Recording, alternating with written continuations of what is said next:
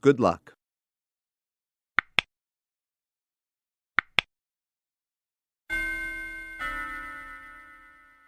Narrative.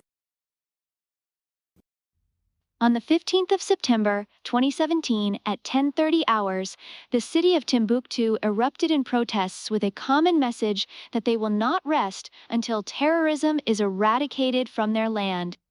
As citizens rallied against the persistent threat of terrorism and demanded real changes as well as decisive measures to protect their communities by the government. A catalyst was a devastating attack on the 13th of September that claimed 42 lives at a popular mosque. Later on, the Islamic State in the Greater Sahara claimed the attack.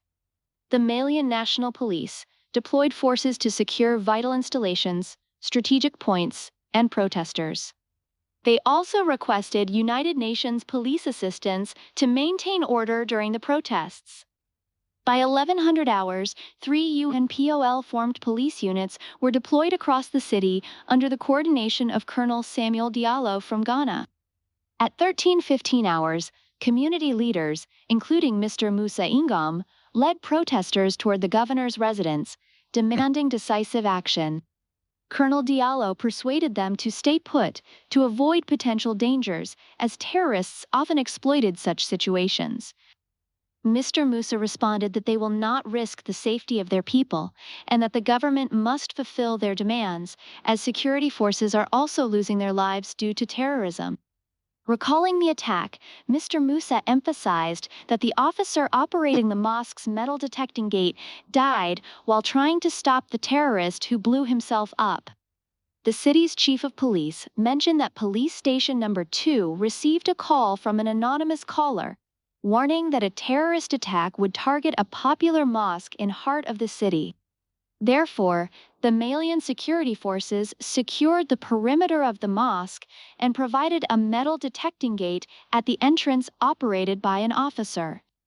According to him, over 200 people, including civilians and law enforcement, had been killed in terrorist attacks in the past 6 months, as the armed groups aimed to destabilize and weaken Mali, targeting vulnerable villages around Timbuktu.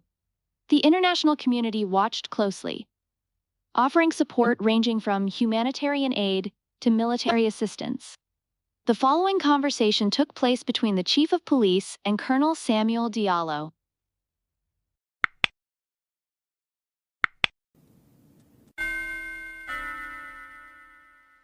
Dialogue.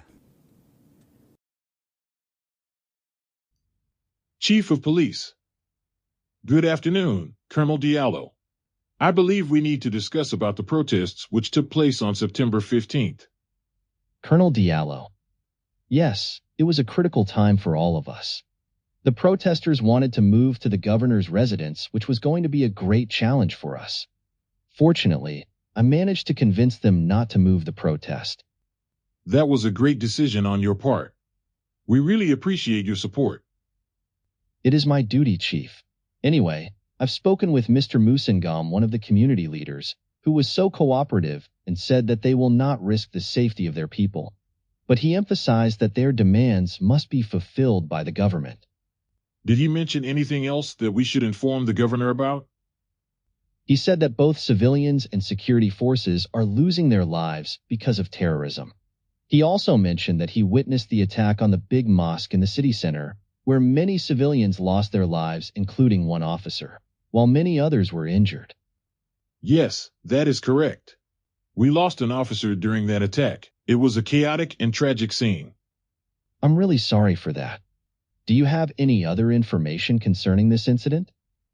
Well, on September 13th, we received an anonymous call at police station number 2, warning of a terrorist attack on the mosque.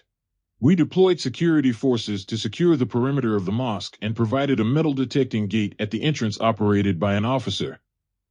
Did the caller identify himself?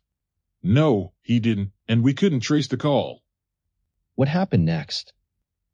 Witnesses stated that the terrorist entered through the metal detecting gate. The alarm sounded immediately, and the operating officer attempted to intercept him, but the terrorist was determined. He ran towards the crowded area where he detonated the bomb. That was devastating. It's true. The armed movements aim to destabilize and weaken our nation. In the past 6 months, terrorist attacks have killed more than 200 people, including civilians and law enforcement in the city. They are also hostile and targeting vulnerable villages around the city. Let's hope our combined efforts will bring peace and stability back to the city.